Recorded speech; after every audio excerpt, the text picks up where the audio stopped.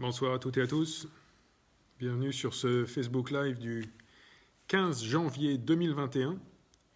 Voilà, comme d'habitude, je vais attendre que les uns et les autres arrivent. Il faut toujours quelques secondes, quelques dizaines de secondes pour que la salle se remplisse, si je puis dire. Et voilà les premiers que je vois apparaître. Bonsoir, bonsoir à toutes et à tous.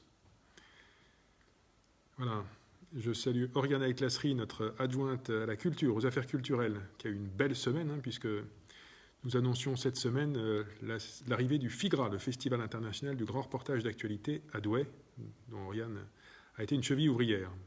J'accueille Daniel Cellier, notre ancien premier adjoint, avec beaucoup de plaisir. Je salue Sylvie Jérôme. Je salue Marie Delattre, notre adjointe des quartiers de Dorigny, Entre-deux-Scarpes. Je salue Alimane, que je crois reconnaître d'ailleurs. Je salue Nathalie, je salue Claudine. Et le service de la communication de la ville de Douai est présent également et nous salue. Je salue Amazigh, Micheline, Amy, Dina, Sophie, Chantal, Dolores, Stéphane. Voilà, nous approchons de la centaine de personnes. Je salue Léa, je salue Louise, Stéphanie, Zia. Je salue Nénès du Nord, voilà. Bridget, Karine. Je salue très amicalement Thérèse de Mailly et Marie-Claude, Marilyn, J comme Laurence. Voilà, on est à pratiquement 120, je pense qu'on va pas tarder, on a dépassé 120. Je salue Guylain, Virginie, Aurélie, Fabienne. Je salue Yann, Nicole. Voilà, on est presque à 150, on va démarrer. Je salue Rama. Et Carole Divrechy, présidente de la musique municipale et conseillère municipale également. Musique municipale qui ne sort pas beaucoup pour l'instant, malheureusement. Elle y est forcée, comme les autres formations musicales. Je salue Karine, Monique, Juliette, Jacqueline, Emeline, Isabelle, Nawal. Voilà. Et on va démarrer. Anne-Marie est là également. Marie-France. Et je vais... Pardonnez-moi, cessez les saluts pour commencer sur les sujets que je voulais vous présenter ce soir. Il y a quelques sujets importants, notamment celui de la vaccination et celui du couvre-feu. C'est pour ça que, même si j'avais envisagé que finalement les Facebook Live reviennent tous les mois, l'actualité est chargée, il y a beaucoup de choses à dire pour la semaine prochaine, donc c'était important d'en refaire un ce soir. Je vais commencer d'abord, pour toutes les personnes qui n'étaient pas là la semaine dernière, par vous souhaiter mes meilleurs vœux pour 2021. Ce n'est pas une année qui commence de manière très simple et on espère qu'elle finira mieux que 2020. Mais gardons l'espoir, restons positifs. Et donc je vous adresse très sincèrement et chaleureusement mes vœux les plus sincères de santé et de bonheur. Concernant cette vaccination qui va, je l'espère, contribuer à ce que ce soit une bonne année en termes de santé, elle démarre à Douai. Oui, elle démarre. Elle démarre pour les personnes de plus de 75 ans. Mais là-dessus, je voudrais rappeler les règles. Alors, les personnes de plus de 75 ans et quelques personnes qui ont de graves facteurs de risque et qui ont moins de 75 ans. Comment ça se passe ? Le seul moyen pour vous faire vacciner, c'est d'appeler d'abord votre médecin traitant. Vous avez plus de 75 ans, appelez votre médecin traitant pour avoir un petit entretien. Votre médecin traitant vous connaît, peut-être que vous avez des contre-indications, peut-être que vous avez un traitement en cours, peut-être que vous avez aussi un problème de transport. Tout ça, parlez-en à votre médecin traitant qui vous dira comment elle ou il vous propose de vous faire vacciner. Et ensuite, une fois que vous avez échangé avec votre médecin traitant et avec l'accord de votre médecin traitant, appelez le numéro que nous communiquons partout sur les réseaux de la ville de Douai, que nous avons mis en affiche dans tous les lieux publics et sur le Facebook. C'est le 03 66 87 07 50. Alors il y a d'ores et déjà des gens qui me disent « Ah oui, mais ça ne répond pas, c'est compliqué ». Si, ça répond, mais je peux vous dire que ce petit standard qui a été mis en place par les médecins de Douai, il a beaucoup de mal, il explose, vous êtes très très très nombreux à appeler, donc bon, au bout d'un moment, ça va se calmer. Retentez votre chance, réessayez, ne désespérez pas. Ça reprend de toute façon lundi matin, 8h. C'est de 8h à 16h qu'il faut téléphoner à ce numéro pour prendre rendez-vous. Et encore une fois, je le dis vraiment, pour les personnes de plus de 75 ans, appelez d'abord votre médecin traitant. C'est le plus important. Ensuite, appelez ce numéro, ou vous pouvez passer par Doctolib. Alors Doctolib, ça marche parfois, à d'autres moments, c'est saturé. Il y a beaucoup de gens qui se connectent en même temps. Ça va s'atténuer, ça va se réguler au bout d'un moment, mais là on est sur les premiers jours, ça vient d'ouvrir. Donc forcément, il y a beaucoup de gens dessus. En tout cas, ce qu'il ne faut pas faire, c'est tenter de vous présenter directement sur le lieu de vaccination. Ça n'est pas la peine. Personne ne vous prendra de rendez-vous si vous vous présentez au lieu de vaccination. Ça ne sert à rien, ça n'accélère pas les choses, ça ne facilite pas les choses. Et en plus, vous dérangez des personnes qui sont en train de vacciner. Là, en ce moment, il y a déjà plein de professionnels de santé, des auxiliaires de vie, des infirmiers, des ambulanciers, etc., qui se font vacciner. Enfin, il y en avait aujourd'hui, il y en aura demain. Donc ne vous présentez pas sur le lieu de vaccination comme ça, d'emblée, sans rendez-vous. Ça ne sert à rien, ça dérange des gens qui sont là, ça les empêche de travailler. Ils ne vous fixeront pas de rendez-vous. Ce n'est pas la peine de venir sur place. Le rendez-vous, c'est par téléphone uniquement. Quelqu'un me posait la question, est-ce qu'il y a besoin de se faire dépister avant de prendre rendez-vous ? Non, il n'y a pas besoin de se faire dépister. Il n'y a pas besoin de se faire dépister. Maintenant, si vous êtes positif, parlez-en à votre médecin. Il faudra sans doute attendre un petit peu avant de vous faire vacciner. Mais il n'y a pas besoin de se faire dépister. Il y a juste besoin de appeler son médecin traitant. 1. Prendre le rendez-vous par téléphone ou Doctolib uniquement. 2. Et ensuite, venir dans les conditions qu'on vous a prévues avec juste votre carte vitale. On n'a besoin de rien d'autre, juste votre carte vitale pour avoir votre numéro de sécu. Si, malgré tout, toutefois, parce que je vois qu'il y a des personnes concernées, il y a des personnes qui ont moins de 75 ans et qui peuvent se faire vacciner dès maintenant, mais c'est des personnes donc très prioritaires sur des pathologies spécifiques. Je ne vais pas vous les lister, je ne suis pas médecin, mais là encore, je reviens à la même case, passez par votre médecin traitant. Vous avez moins de 75 ans, mais vous êtes prioritaire pour une raison ou une autre, vous avez une pathologie grave, vous avez un facteur de risque fort, votre médecin traitant, à ce moment-là, vous fait une ordonnance. Et l'ordonnance vous permet de vous faire vacciner. Donc, plus de 75 ans, pas d'ordonnance, mais j'appelle quand même mon médecin. Moins de 75 ans, et j'ai un facteur de risque fort, j'appelle aussi mon médecin et mon médecin me fait une ordonnance. Voilà, donc j'espère que c'est clair. Le passage, c'est médecin, de toute façon, dans tous les cas, et ensuite Doctolib ou le numéro. Voilà, je répète beaucoup, je redis les mêmes choses, mais c'est important parce que on a des gens qui ne suivent pas ce canal et ça bouscule un petit peu. Je redonne le numéro et je pense qu'il s'est affiché, on peut le réafficher dans les commentaires. 03 66 87 07 50. Il est sur le Facebook de la ville, il est sur mon Facebook, il est sur le site internet de la ville, il est sur pas mal d'affiches. Vous le retrouvez 03 66 87 07 50. Voilà pour la vaccination.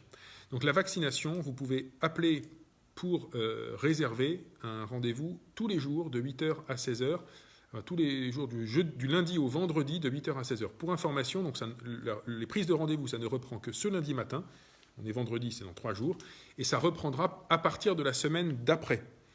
La semaine qui vient, elle est déjà pleine. Tous les rendez-vous de la semaine prochaine sont pris, sont blindés. On a déjà plein de gens à vacciner. Donc, appelez à partir de lundi matin, tranquillement, pour la semaine d'après.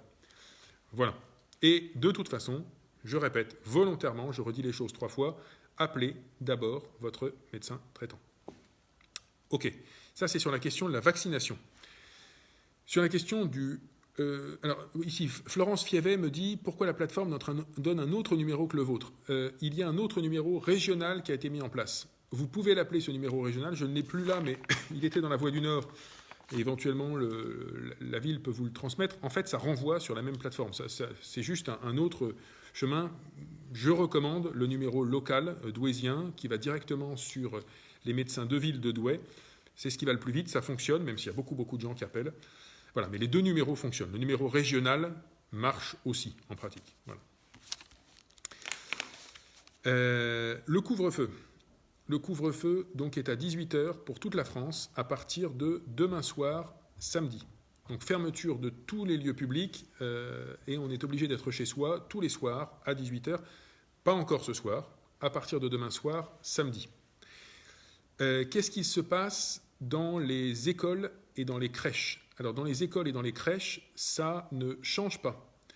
Dans les écoles et dans les crèches, même les garderies du soir se poursuivent là où elles existent, au-delà de 18h. Donc, on a certaines écoles où c'est le cas, certaines crèches où c'est le cas, où les garderies s'arrêtent à 18h, voire un peu après. On a des dérogations là-dessus pour les personnes qui travaillent et qui sont obligées de rentrer plus tard et qui ont donc une attestation de circulation en couvre-feu, qui peuvent donc venir chercher leurs enfants. Nos agents ont aussi une dérogation parce qu'ils ou elles travaillent à garder vos enfants au-delà de 18h. Donc les crèches de garderie et d'école, là où c'est déjà le cas aujourd'hui, elles continueront à exister jusqu'à 18h ou jusqu'après 18h. Voilà.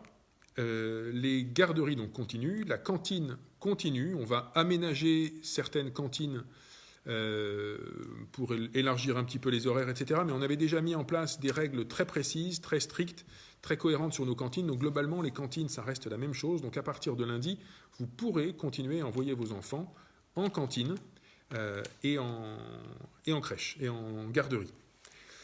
Vous pourrez continuer à envoyer vos enfants dans les centres aérés du mercredi. Ça continue, il n'y a pas de souci. Ils seront toujours accueillis mercredi prochain. Et en centre aéré de vacances, alors ça c'est pas tout de suite, le centre aéré de vacances ce sera aux vacances de février. Pour info, les inscriptions commenceront le 25 janvier jusqu'au 5 février, donc c'est dans 10 jours, et aujourd'hui on travaille sur le principe que les centres aérés de février auront lieu. Donc pas tout de suite d'inscription, ce sera le 25 janvier, on vous le redira, mais a priori, pour l'instant, le principe c'est oui, les centres aérés de février auront lieu. Je passe à d'autres infos. Donc les salles de spectacle restent fermées. Les bars, les restaurants restent fermés. Les salles de sport restent fermées, sauf, comme c'était le cas jusqu'à présent, pour les professionnels et les personnes handicapées. Et toutes les activités sportives ou de type sportif, comme la danse par exemple, en intérieur, sont interdites. Donc dans les écoles, il n'y aura de sport qu'en extérieur. Les piscines restent fermées. Et les cours de danse du conservatoire ou de la MJC s'arrêtent. Voilà pour le sport. Quelques informations sur les événements à venir. Alors, quelqu'un me posait la question, le marché du livre et du vinyle qui était prévu ce mois-ci est annulé. On me signale que les portes ouvertes du lycée de Oignonville, en physique en tout cas, sont annulées. Les nuits de la lecture qui sont prévues les 21, 22, 23 janvier auront lieu en virtuel. Donc renseignez-vous sur le site de la ville et sur le site de la bibliothèque Marceline Desbordes-Valmore. Ces 3 nuits auront lieu, mais uniquement à distance, en ligne, par vidéo. Que vous donnez comme autre information? Oui, les mariages continuent et la jauge reste à 50 personnes. Alors si vous pouvez être moins, c'est bien, mais on a organisé la salle et les gens peuvent être assis à distance. Voilà, le but, c'est pas non plus de trop faire la fête dans la salle, d'essayer d'être responsable, rigoureux, mais pas plus de 50 personnes. Voilà pour les principales informations pour ce mois-ci. Donc vous voyez qu'il y a malheureusement peu de grands événements vu les circonstances, mais je tenais vraiment à apporter ces précisions sur la vaccination et sur le couvre-feu. Alors, pas mal de personnes me posent la question sur les tests dans les écoles. Alors, pour moi, il n'y a pas de test obligatoire dans les écoles primaires. On me parle de tests dans les collèges et les lycées. Ça, je vais demander au service de la communication de regarder en direct sur les sites de l'Éducation nationale si on peut trouver l'information. Et dans le cas contraire, de toute façon, on fera passer l'information sur le Facebook Live de la ville et sur le site de la ville. Est-ce que les tests des enfants en collège et en lycée sont obligatoires? Je ne pense pas, mais voilà, ça c'est pas la ville, on va vérifier.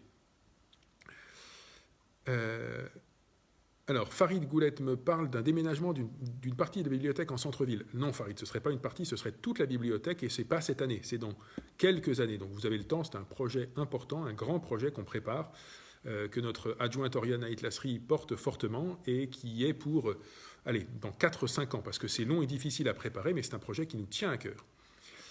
Et vous posez la question, pourquoi les grandes et belles tables en bois qui étaient très utiles aux étudiants de tous les âges ont été supprimées? C'est une bonne question, Farid. Je n'ai pas la réponse et on va demander à notre bibliothécaire en chef, Mme Boitiot, de me préciser la réponse à cette question. Alors, je regarde les quelques questions qui peuvent être tombées. Oui, Patricia Boulan me pose une très bonne question. Est-ce que les réunions pour le tirage au sort des conseils de quartier sont maintenues? Non, Patricia, les réunions, elles ne sont pas maintenues le soir. A priori, les 2 prochaines réunions d'Assemblée générale de conseil de quartier seront, je crois, samedi 23, si ma mémoire est bonne. En tout cas, c'est un prochain samedi. Il y en aura une le matin, une le soir, une l'après-midi, une le matin, une l'après-midi. Donc on pourra faire ça à des horaires qui respectent le couvre-feu. Ce sera les 2 prochaines réunions un samedi et ce sera sur le site de la ville et sur le Facebook de la ville. Voilà. Alors, j'ai pas mal de questions qui vont bien au-delà de la situation sanitaire. Renaud Laloux me parle de la gratuité des transports en commun comme dans l'agglomération de Dunkerque. C'est une question que le président Ego et les membres du syndicat des transports se posent. Alors Renaud, je ne vais pas rentrer dans le détail là-dessus parce que ce serait au président Ego de vous répondre, mais je sais que le débat a lieu régulièrement au syndicat des transports. Il faut savoir que ça coûte cher, la gratuité des transports. Il y a quand même quelques centaines de milliers d'euros à couvrir pour remplacer ce que payent aujourd'hui les gens. L'agglomération de Dunkerque est plus riche que nous, a beaucoup plus de ressources pour ses transports que nous. Nous y réfléchissons, on est en train d'étudier, je sais que le président Ego y travaille, ce que ça coûte, ce que ça représente comme personne en plus potentiellement dans les bus, est-ce que ce serait une gratuité pour tout le monde ou pas? Voilà, mais là-dessus, je sais que les élus du syndicat des transports reviendront le jour venu devant les habitants une fois qu'on aura avancé sur cette réflexion, et je laisse le président Ego s'en emparer. Je sais que ça bug, me disent certaines personnes, je ne peux pas faire grand-chose. Jocelyne Lourd me parle des cafés et restaurants. Alors, les cafés, les restaurants, les commerces sont touchés parce que le couvre-feu va pas être sympathique, pas être facile pour les commerces. Beaucoup de commerces tournent beaucoup après 18h. Nous referons des opérations commerciales dans les mois qui viennent. Ce sera important pour soutenir nos commerçants, nos artisans, nos cafetiers, nos restaurateurs. Beaucoup de restaurateurs notamment proposent des choses à emporter.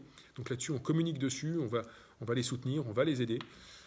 Malheureusement pour les cafés, c'est plus compliqué. Il y a des cafés qui font par exemple des vins chauds à emporter, ce genre de choses, qui essayent de vivre, de tourner avec ce genre d'activité. Alors je regarde les questions. Oui, Zia me dit pourquoi un couvre-feu à 18h. Alors ça c'est une décision nationale, Zia, mais je crois que beaucoup de gens étaient peut-être encore pas très prudents entre 18h et 20h. Ça évite aussi qu'on ait la tentation d'aller prendre un petit apéro chez le voisin, etc. L'idée, malheureusement, c'est de se dire, dès que le travail est fini, on rentre, et au fond, il faut considérer que quand on n'est pas au travail ou à l'école, on se confine. On se confine le soir, on se confine le week-end, c'est la meilleure solution pour ne pas avoir à se confiner totalement. Quand vous regardez... Voilà, ça a bugué un moment, excusez-moi, c'est des choses que je ne maîtrise pas. Donc je redisais, les chiffres sanitaires ne sont pas bons. Pour l'instant, ils sont en relativement lente augmentation, mais on est en augmentation à un palier déjà haut. On est aux portes d'une situation grave. C'est pour ça qu'il faut vraiment considérer que dès qu'on est au travail ou à l'école, la règle c'est le confinement en famille à la maison. C'est dur, c'est pas facile, mais on a entendu le ministre des Finances, Bruno Le Maire, redire que le confinement généralisé, malheureusement, n'était pas exclu aujourd'hui. Alors, je réponds à Sandra ou à toutes les personnes qui ont la tentation de poser des questions directes personnelles. Je ne peux pas y répondre pendant le Facebook Live, ne serait-ce que parce que c'est un peu compliqué, puis ça n'intéresse pas les autres personnes. Sandra, je vous invite à écrire un courrier, un mail à contact@ville-web. Voilà. Et puis, pour vous me parler d'un courrier qui a été envoyé le 29 décembre, le 29 décembre, les vacances n'étaient pas tout à fait finies, ça ne fait que 2 semaines, nos services ne chôment pas, le service de l'urbanisme par exemple a énormément de travail, avance à marche forcée sur plein de choses, donc si on ne vous a pas répondu en 2 semaines, ce n'est pas forcément scandaleux et une réponse va vous arriver. Dorothée me dit, allez, un petit clin d'œil, un petit sourire, où peut-on se procurer le masque Monsieur Gaillan que vous portez ? Voilà, ça a bugué encore, j'en suis désolé. Le masque Gaillan que je porte n'est pas disponible dans le commerce. C'est une personne qui les fait elle-même. Et c'est pour ça qu'il n'y en a pas beaucoup. Voilà. Je pense qu'on va devoir de toute façon arrêter assez rapidement parce que manifestement la connexion n'est pas bonne ce soir. Alors, Jocelyne me parlait du goûter des aînés, je suppose. Oui, le goûter des aînés n'aura pas lieu cette année. Le goûter des aînés, malheureusement, ne peut pas avoir lieu. On le fera d'autant plus beau l'année prochaine. René me pose la question, je suis auxiliaire de vie de 58 ans, quand aurais-je droit au vaccin ? Je pense que vous êtes éligible au vaccin. Appelez le numéro que j'ai donné tout à l'heure, le 03 66 87 07 50. Là, vous êtes éligible en tant que professionnel qui est au contact de personnes âgées. Je ne crois pas me tromper, mais vous êtes éligible, René. Donc, appelez ce numéro. Je pense que vous pourrez vous faire vacciner. Alors,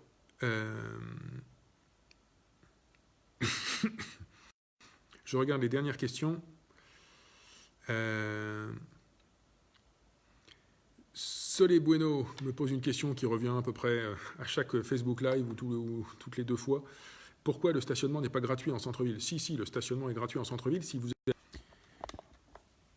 Voilà, pardon, je finissais pas une phrase et on va croire que j'ai dit quelque chose de faux. Le stationnement est gratuit, place du Barlet. Le stationnement est gratuit, place de la République, boulevard de la République. Donc il y a des lieux de stationnement gratuits à Douai.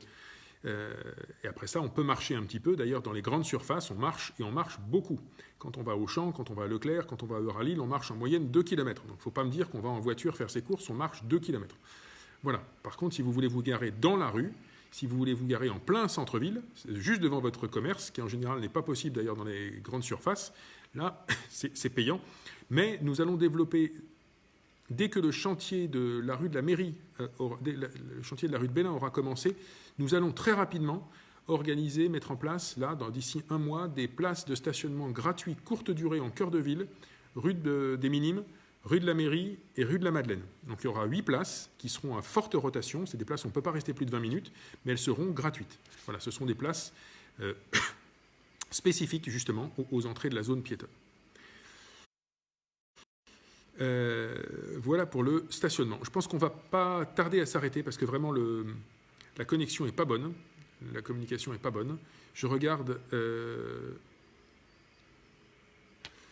les autres questions qui arrivent.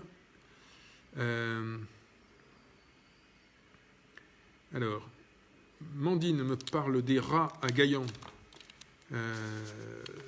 On va y travailler, on va regarder avec nos révisions. Non, c'était la 4e coupure en 10 minutes. Je pense que c'est pas bon ce soir. On va s'en tenir là. Et pour le reste, pour les autres questions, on regardera par écrit. Une personne m'interroge.